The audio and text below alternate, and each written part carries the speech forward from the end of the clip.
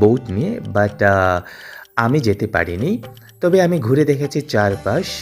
আর জয়পুরের কথা আপনাদের কি বলবো? মোগল স্থাপনা এবং এত সুন্দর একটা পিঙ্ক সিটি আপনাদের উচিত একবার হলেও ঘুরে দেখা। তারপর আমি ছুটে চললাম আমির ফোর্টের দিকে। আমার পরবর্তী গন্তব্যস্থল আমির ফোর্ট। এখানে আমির ফোর্ট, নাহার ফোর্ট সহ অনেক ফোর্ট আছে, আপনারা ঘুরে, ঘুরে দেখে শেষ করতে পারবেন না।